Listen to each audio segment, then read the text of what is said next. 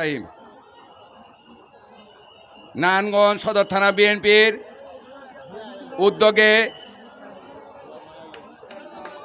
বিপ্লব ও সংহতি দিবসের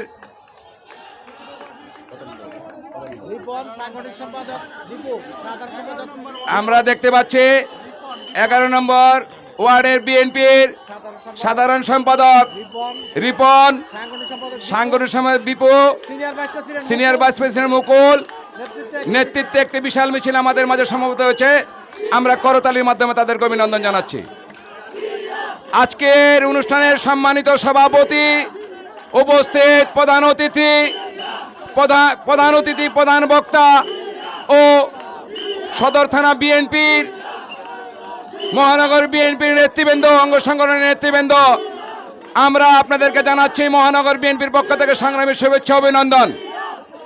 আজকে এই সিপাহী জনতার বিপ্লবকে বুকে ধারণ করার জন্য শহীদ রাষ্ট্রপতি জিয়াউর রহমানের যে আদর্শ, আত্মনির্ভরশীল জাতি ও দেশ গঠনে এদেশের স্বাধীনতা, সার্বভৌমত্ব ও জাতীয় নিরাপত্তা সুসংহত রেখে সকল আধিপত্যবাদের বিরুদ্ধে ইসলামী মূল্যবোধের চেতনায় উদ্বুদ্ধ হয়ে বাংলাদেশকে একটি সুখী সমৃদ্ধশালী আত্মমর্যাদা জাতি হিসেবে আমাদেরকে গঠন করার যে রূপরেখা ইতিমধ্যে আমাদের ভারপ্রাপ্ত চেয়ারম্যান ও বিপ্লবী মহাসচিব আমাদেরকে পাঠিয়েছেন, আপনারা সকল দেশবাসী জেনেছেন।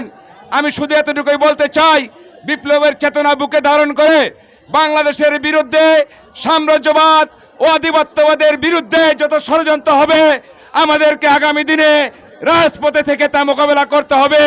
সময় গড়িয়ে যাচ্ছে, কিন্তু আমাদেরকে ঐক্যবদ্ধ থাকতে হবে। ঐক্যবদ্ধের কোনো বিকল্প নেই। বিপ্লবের চেতনা সবার মাঝে ধারণ করে আমাদের এগিয়ে যেতে হবে। সবাইকে ধন্যবাদ জানিয়ে আমি আমার বক্তব্য শেষ করছি। খোদা হাফেজ। বাংলাদেশ জিন্দাবাদ, বাংলাদেশ জাতীয়তাবাদী দল জিন্দাবাদ, দেশনেত্রী বেগম খালেদা জিন্দাবাদ, শহীদ জিয়া অমর হোক, তারেক রহমান জিন্দাবাদ।